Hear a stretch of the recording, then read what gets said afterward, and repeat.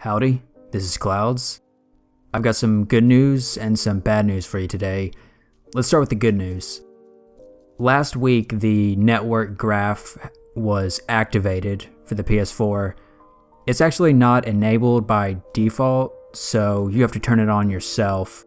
To do that, you go to the options, then to the gameplay options, then to advanced options, and you scroll down to the bottom. Now if you're a pro, you can just scroll up and that instantly teleports you to the bottom, and then switch the Netgraph option to show instead of hide. And there you go, you've got a nifty little Netgraph overlay. Tidy.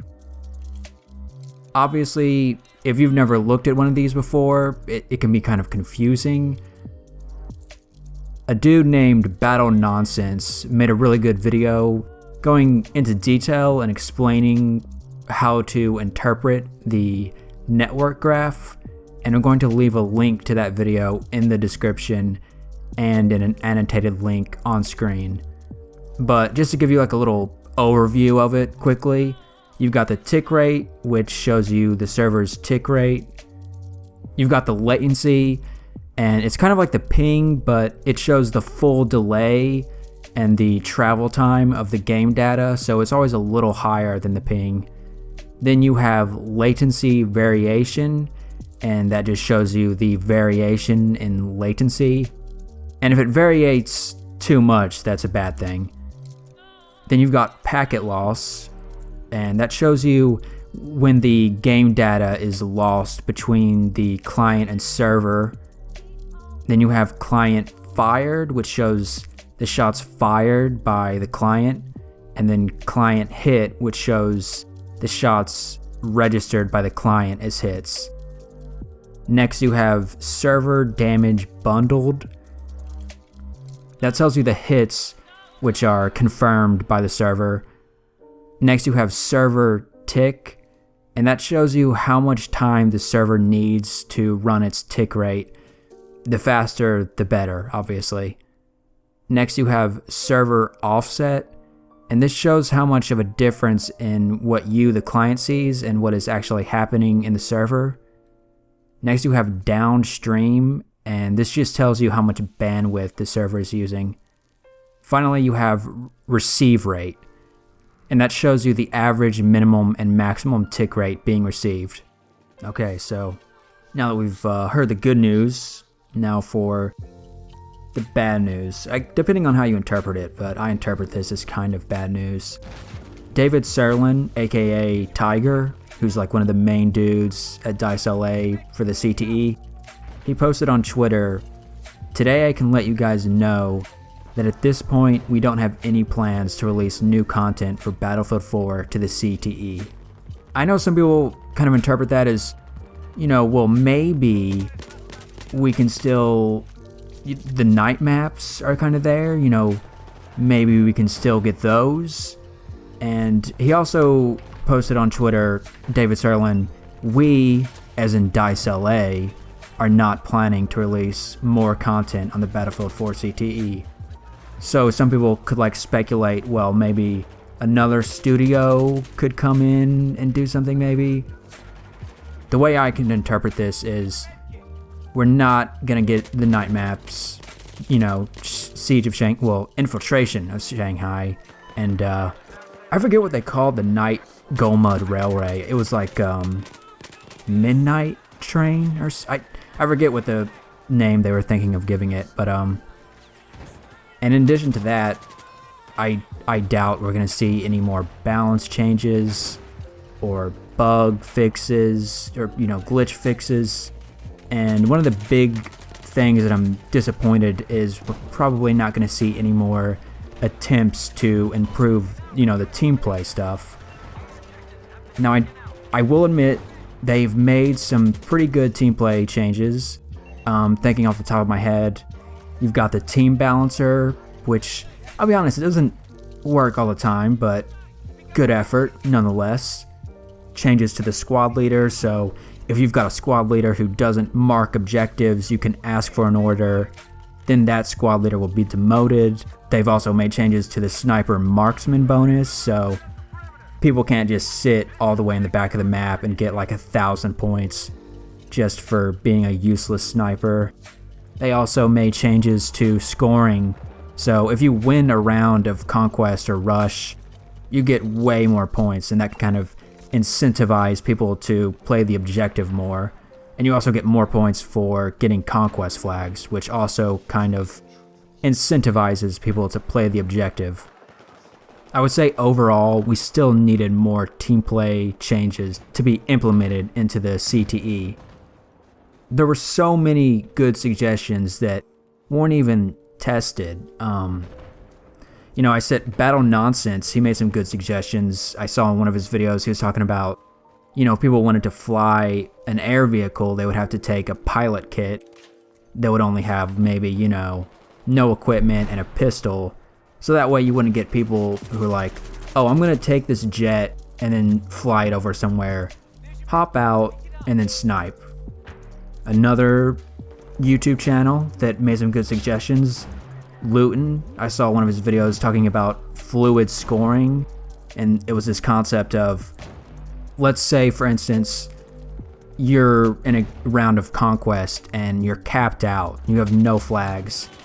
Well then, if you capture one Conquest flag, that should be worth more points because you're getting yourself out of this spawn trap situation. Even something I thought of and suggested on the CTE subreddit is maybe make 3D spotting recon only, so it would incentivize recon players to play that recon role. And there was so much stuff. You can just go on the CTE subreddit, on the Battlelog forums. You can just search Teamplay Initiative on YouTube, and you'll see plenty of people suggested really good things. And I feel like so much stuff was just like put aside for maps and guns. And I'm not completely saying, hey, we shouldn't have done any free maps for the CTE, because I do really like the maps. For instance, Dragon Valley, in my opinion, that's the best Battlefield 4 map. I think it's that good. So I really loved that they brought that to the game. And to be fair, they did make good... the CTE has been amazing overall. They gave us, changes to the HUD, which is really cool. They changed the suppression mechanic a little bit. They made huge changes to the rush maps, which on release were quite bad. And, they made some of the worst rush maps quite good, I gotta say. Siege of Shanghai used to just be people camping on rooftops. Now it's quite good, you can't get on the rooftops. sqaud is another. The last base in sqaud on Rush was so bad, and they made it much better. It used to be in the Redone tower. Now the IMCOM that was up there is down on the ground. So they've made great changes, and I'm not trying to take that away, but I still feel the Teamplay Initiative was not implemented as well as it could have been. And even, let's just say, of course, some of these team play ideas, they wouldn't be implemented in the retail game. I understand that.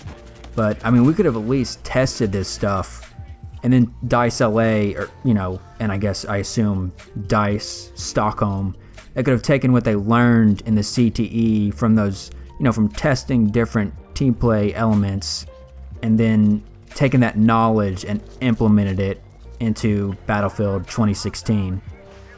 And let's say even if they brought more team play changes, I know that even if they did that, people will still, play how they want. For instance, you've got the marksman bonus reduced so people can't get 1,000 points from super far sniper headshots. People will still play like that. They don't care. And but I still think, you could still do changes to just sort of nudge people into the right direction and nudge them to play the objective.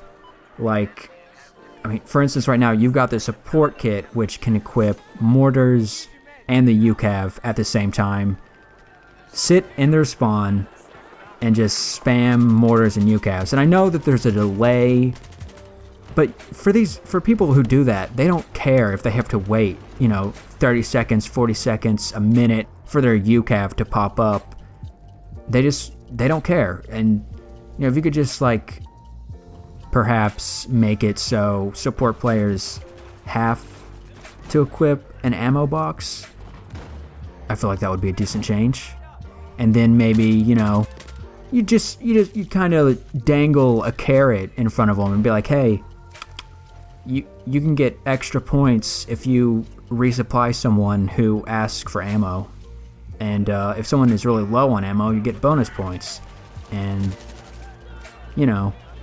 play the objective. Hey, look at this.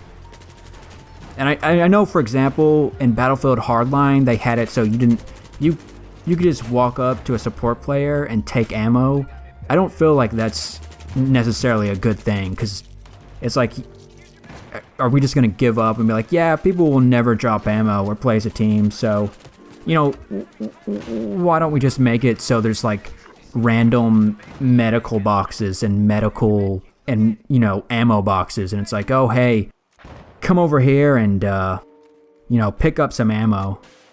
There you go. Here, oh, free med kit. Just take that. You don't have to ask or play as a team. It's just laying around. There you go. And the CTE, it didn't just need the Teamplay Initiative. There's other things that aren't exactly related to the Teamplay Initiative that still haven't been changed or fixed.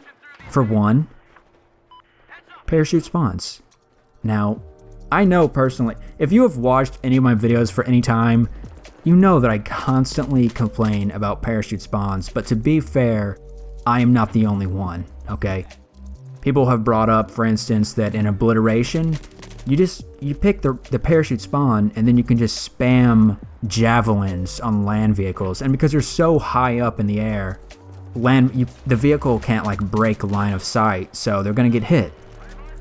And, for instance, parachute spawns from radio beacons. Someone puts that down, parachutes onto a rooftop, and then they sit up there and snipe or whatever, or they put a radio beacon down and then just paradrop C4.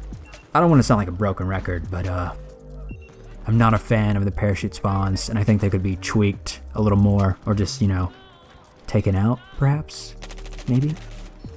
And there's still like glitches and bugs that haven't been fixed. For instance, there's a glitch in Operation Metro, which was in Battlefield 3. It never got fixed, where people could get like in the ceiling or the floor, and then at some areas shoot through the floor and kill other people. That glitch is still in Battlefield 4. It's not fixed. People can still, like, why isn't that fixed? It's so annoying. And the CTE has been running, like I checked the Battlefield bug tracker. They know about the, these Metro glitching through walls exploits, and they still haven't been fixed. So, like, what's going on with that? And realistically, I understand that the CTE support, it can't continue forever, because eventually, they have to work on the next game. And I know someone's going to say, like, oh, support isn't ended because, for instance, I can't say that word, I'm sorry. The official Battlefield Twitter said that they will continue support, but there are no new content plans. Now, when I hear that, I'm thinking, like, technically Battlefield 3 is still supported, as in the official servers are still up, but there's no patches or anything, so that's what I think it's going to be like for Battlefield 4 now. There's no patches. They'll still have the servers up, but that's pretty much it. Maybe they'll have like, oh, this month get 10 kills with the L85 and you will get a gold battle pack and a dog tag which has a kangaroo on it. Great job. They can't keep adding stuff to Battlefield 4 forever, and even if they supported it for much longer than I ever thought they would, so I'll give them credit for that. Good job there. I still feel like they could have made more Teamplay Initiative changes. I really enjoyed the maps they brought, you know, Operation Outbreak, sqaud Graveyard Shift, Dragon Valley. The free guns were cool too. But overall, good team play is the most important aspect for a Battlefield game.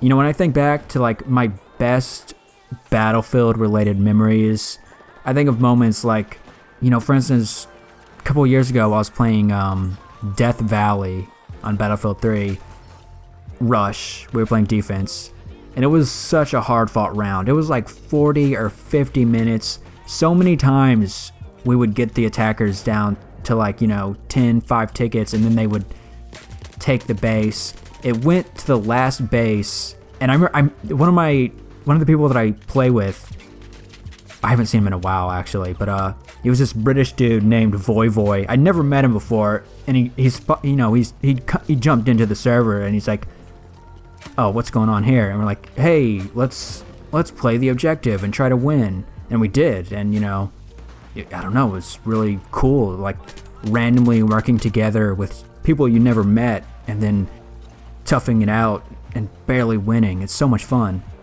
Overall, I'm very hopeful for the next Battlefield, whatever it's called, Battlefield 5, Battlefield 2016. So here's hoping that the next Battlefield continues the trend of great maps like Dragon Valley, which I gotta say, in my opinion, the best map. And I really hope they make more changes to encourage team play and objective play. Battlefield 4 is great, and I will give all the credit in the world to what DICE LA has done. When it first released, it was, I'm not gonna lie, it was pretty bad. It was a little rough. It was a diamond. Wow, I can't remember the phrase. Diamond in the rough? Is that what the term is? I was about to say diamond in the dirt. Anyway, they made Battlefield 4 great, but I still feel like it could have been even greater. Thanks for watching. As usual, I'm always interested to hear your thoughts. You know, what do you think of this? Leave a rating to let me know what you thought of the video. Stuff like that. I don't want to like badger you. Wow, there's a really loud bird whistling. I don't know if the mic will pick that up. Stuff like that helps small YouTube channels like me, so I don't want to like beg for likes. But if you liked or disliked the video, I would be glad to know. And I'll see you guys later. Bye.